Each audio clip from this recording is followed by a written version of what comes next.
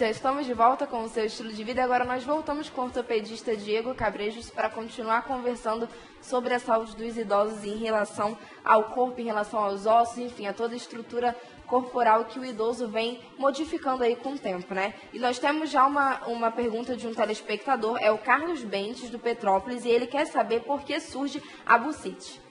Então, a bursite, primeiro vamos explicar o que é, né? Dentro do ombro, e na verdade muitas articulações do corpo, isso também é uma dúvida frequente. Onde pode acontecer bursite? Em qualquer articulação do corpo que tem uma bursa. O que é isso? É uma pequena bolsa, né, que contém líquido que ela facilita o deslizamento das articulações. Então o que acontece, muitas vezes, é uma inflamação dessa bursa, que é chamada bursite. Ela pode estar relacionada a vários fatores. Pode ser desde um problema assim, mais relacionado ao sedentarismo, pessoa que não faz nenhuma atividade física e faz algum esforço. Pode estar relacionado também a um movimento repetitivo, né? O nosso corpo, ele tem uma capacidade de aguentar um certo movimento repetitivo. Ele aguenta. Só que ele precisa de uma regeneração, né? Esse movimento feito muitas vezes, ele vai fazendo pequenos machucados no tendão. Isso ao longo do tempo pode levar a uma inflamação com uma bursite, né? Então, muitas vezes também não é a quantidade de vezes que ele faz o movimento, mas a posição, né? Então, a posição que fica o braço, o ombro, no caso, realizando aquele movimento, ao longo do tempo vai levando a uma pequena inflamação que pode acabar culminando na bursite e na tendinite, que são muito semelhantes. Mas existe alguma diferença entre uma e outra? Sim, a tendinite, ela acomete o tendão. O que é o tendão? É uma estrutura, tipo uma borracha que conecta o músculo ao osso, que faz o movimento. Então, ele sofre com esses movimentos repetitivos e em posições incorretas, na verdade, né? E ele fica ao lado, bem grudadinho na bursa, que causa bursite. Então, é por isso que é muito comum vir junto a tendinite com a bursite. Elas são doenças quase irmãs, né? As causas são as mesmas, o tratamento é praticamente o mesmo e o acompanhamento é muito parecido. Em relação a essa questão da repetição dos movimentos, o alongamento antes disso seria uma solução? O alongamento antes, ele faz parte da solução. Então, você tem que ter um alongamento, mas também tem que ter um fortalecimento. Como a gente falou, o músculo mais forte ele vai suportar melhor aquelas repetições, né? Fora isso, os intervalos. Então, o ideal é que a cada 2 horas ocorra um intervalo de 10, 15 minutos para novamente fazer o alongamento que você falou.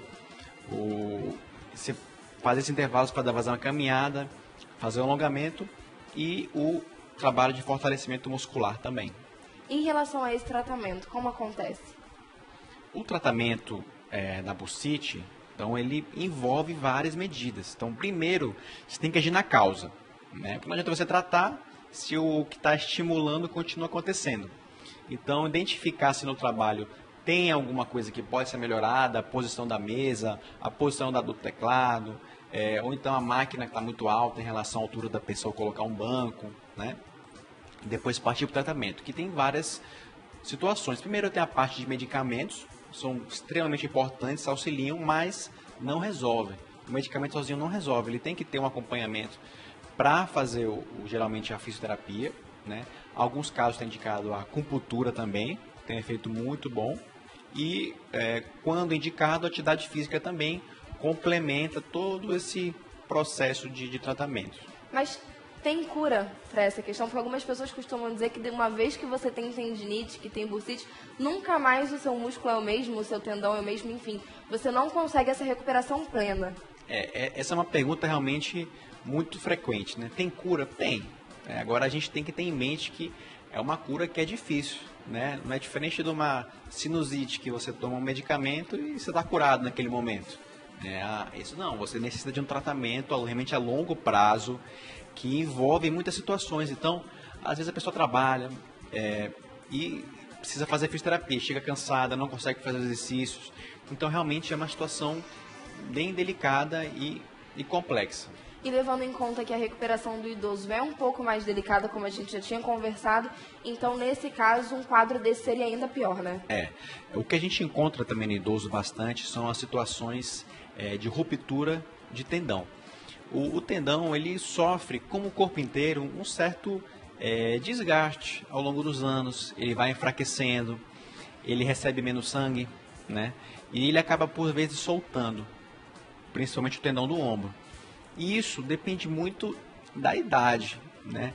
Porque uma idade muito avançada, acima dos 70, 80 anos, a cirurgia ela já é um pouco mais restringida pelas condições do paciente. Mas essa ruptura pode acontecer em pacientes mais jovens, 30, 40, 50 anos.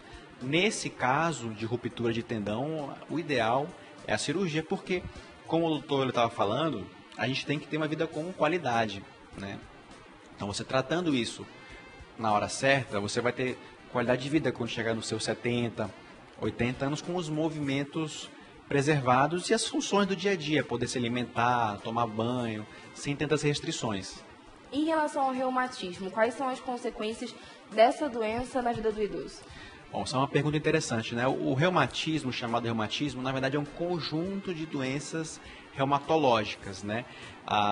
São mais de 100 doenças que existem dentro dessa área de reumatologia. Isso tem um impacto direto na vida do paciente, né? As doenças, por exemplo, que precisam de uso de corticoide frequente, isso daí você vai ter, além de um enfraquecimento ósseo, o corticoide ao longo do prazo ele enfraquece o osso. E você pode ter outras consequências, perda de massa muscular, efeitos colaterais dos anti-inflamatórios. E uma coisa, acho que é muito importante para falar assim, a respeito de idoso, essa parte de doenças crônicas, é o uso de anti-inflamatório. É muito frequente a gente ver aquela pessoa que toma todo dia um ibuprofeno, um diclofenaco, e faz disso um costume. Mas a gente tem que tomar muito cuidado, porque são medicamentos que têm um efeito bom, mas ele também tem um efeito colateral, como qualquer medicamento. Então, eu já vi alguns casos, isso acontece, de problemas no rins, insuficiência renal, fazendo diálise, porque passou anos tomando diclofenaco todos os dias. Então, muito cuidado com o anti-inflamatório. É um medicamento excelente, a gente usa muito, eu passo muito anti-inflamatório, mas tem que ter cautela e tem que ter bom senso. É como o doutor Euler estava falando, né? Essa coisa de que, eu vou tomar o ômega 3, eu vou tomar isso, vou tomar aquilo. E principalmente na região onde a gente está, existem muitas substâncias e muitas fórmulas, digamos assim, naturais até que a gente encontra nos mercados e que a gente encontra com muita facilidade, mas que talvez não seja realmente a solução do problema, né? Talvez esteja ali dentro daquele senso comum, a minha avó tratava da família inteira com esse tipo de medicamento e por isso eu sigo essa linha, mas talvez não seja o ideal para você. É porque acontece às vezes a pessoa tem uma certa restrição de procurar um médico, né? Eu tô com uma dor aqui na coluna e todo dia tomo remédio, todo dia. Só que você não está identificando o que está causando aquela dor. Isso no idoso, como você falou, às vezes ele é um pouco teimoso, né? Não quer ir no médico, não gosta. Então, tem que identificar o que está causando aquela dor para poder tratar de outra maneira e diminuir ao máximo o uso de anti-inflamatório mesmo. O que a gente pode falar sobre a artrose? A artrose é um processo de desgaste, né, na cartilagem. O que é cartilagem? É como se fosse uma proteção de borracha que separa um osso do outro. Isso é um processo quase, digamos que normal do corpo, do envelhecimento. Se a gente pegar a população que tem 100 anos, 90 anos, é muito frequente, né? Ela pode ter outras causas, claro, que fazem acontecer mais cedo, como uma fratura dentro da articulação ou uma doença infecciosa. Mas geralmente é isso, é um desgaste que acontece ao longo da vida da pessoa, que vai levar muitas vezes à dor, né? Pode levar também a deformidades. Então, uma artrose no joelho, por exemplo, muito avançada, o joelho pode ficar um pouquinho curvo, né? Que o pessoal chama de cambota. Então, isso daí também é uma consequência ao longo prazo da artrose. É uma doença que também merece cuidado em relação aos anti-inflamatórios. É muito comum o paciente com artrose idoso tomando anti-inflamatório com regularidade, né? E identificar realmente o que pode ser feito além do medicamento. A Cristal do Petrópolis quer saber o seguinte: minha avó sente muita dor nas pernas e ela trata com óleo elétrico. Isso é certo? Olha, como eu falei agora, então a gente tem que identificar por que sua avó está sentindo dor nas pernas. Será só um problema de circulação? Será um problema ortopédico? Então, se ela, digamos, tem algum problema de circulação, não está sendo identificado, né? Se tem um problema ortopédico, não está sendo tratado. Tratar os sintomas é muito importante. Ninguém quer sentir dor, com certeza. Mas trata ali na hora a dor, controla com medicamentos, as medidas que você queira fazer. Compressas de gelo às vezes ajudam bastante a aliviar a dor de articulações. A gente faz 4 vezes ao dia, 15 minutos de bolsa de gelo. Mas não pode esquecer de identificar a causa, o que está levando àquela dor. Além disso, quais são os outros cuidados que nós precisamos ter dentro de casa com esses idosos, né? A gente já conversou sobre a questão da escada, o tapete, essa questão do gelo, acredito que seja uma boa dica também para aquela emergência, né? Quando você não tem outra opção, não dá para levar no médico exatamente nesse momento, então, de repente, uma compressa pode ajudar a amenizar aquela situação naquele momento, mas além disso, o que a gente pode fazer para facilitar a vida dessa pessoa também? Então, já que você falou a respeito dos idosos, das quedas, do gelo, não machucou, caiu, não pode fazer bolsa quente. Às vezes a pessoa faz uma bolsa quente ou aplica um gel e faz massagem, proibido, tá? O idoso, ou qualquer pessoa caiu, é bolsa de gelo, né? Agora, se o idoso caiu em casa, não está conseguindo se levantar, olha, o ideal é não forçar muito, tá? Melhor ligar para o SAMU, né? Para realmente ver o que está acontecendo. Se ele não está conseguindo se levantar, não adianta obrigá-lo de qualquer maneira a se levantar. Tem que ter muito cuidado. Então... Até porque normalmente quando a gente encontra uma pessoa que sofreu algum tipo de acidente, já não é aconselhável você mexer nessa pessoa, mesmo que seja, enfim, numa idade menos inferior. Imagina o idoso que é mais delicado. Então é melhor realmente não mexer se você não sabe o que está fazendo, né? Em relação, doutor, à artrite, a gente sempre quando fala da artrose pensa também na artrite, como se elas fossem juntas, como se elas fossem irmãs ou como se elas tivessem algum tipo de relação. Essa relação existe? Aí é a mesma coisa, uma e a outra, só tem nome diferente? O que a gente pode falar sobre ela? Então, a artrose, como a gente estava falando, é um processo mais de desgaste, um processo degenerativo. A artrite está mais relacionada a um processo inflamatório, né? Uma inflamação. Essa artrite pode ou não ter desgaste. Pode ser uma artrite infecciosa, no caso é uma infecção do joelho. Pode ter uma artrite reumatoide, que é uma doença reumatológica. Uma artrite gotosa, então, que é pela gota. Então são processos mais relacionados à inflamação. Então você vai ter aquela dor, geralmente intensa, mas não tem necessariamente o desgaste, que o desgaste já é característica da artrose. A Alessandra do Adrianópolis quer saber o seguinte: além da cirurgia, existe outro tratamento para rompimento de menisco? O procedimento é invasivo?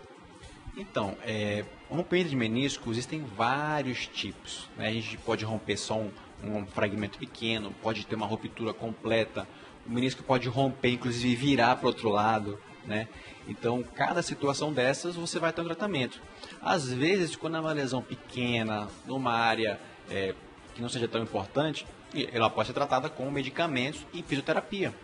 Sim, depende da idade do paciente. Então, uma ruptura de menisco no idoso, você não vai operar o menisco, fazer uma cirurgia de menisco. O que é o menisco? O menisco é uma estrutura circular, né, que separa os ossos do joelho, principalmente. Tem outros lugares do corpo, mas o mais importante é do joelho. Ele é como se fosse uma proteção a mais fora a cartilagem do joelho. E para a gente finalizar a nossa entrevista, nós temos uma pergunta que é o seguinte: tem uma pequena fratura no pé e o médico mandou parar de tomar o remédio. O que devo fazer?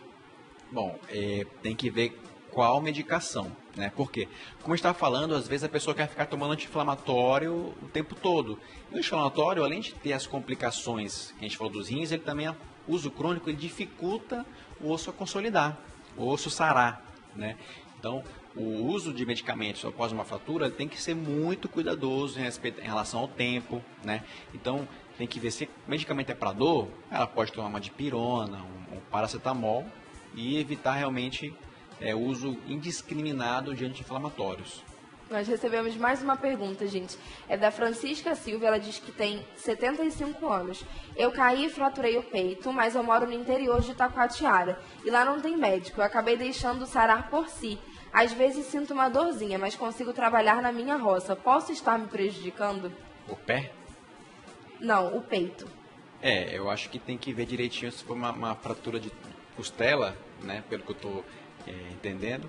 A fratura de costela, geralmente, ela é tratada sem nenhum tipo de cirurgia nem nada. Ela é tratada com medicamentos para dor e compressas de gelo. Se for realmente só uma fratura de costela, ela fez o certo, né? Não tem tratamento assim específico. Muito obrigada pela sua participação. Eu deixo um espaço para você fazer suas considerações finais. Eu que agradeço o convite, novamente estar presente aqui com vocês. E, como o doutor Euler falou, cuidar da saúde, uma alimentação equilibrada, atividade física regular e não pode esquecer dos cuidados médicos, com clínico, com geriatra. Muito obrigada. E para você que está em casa, continua com a gente, que daqui a pouco a gente volta do intervalo com mais estilos de vida.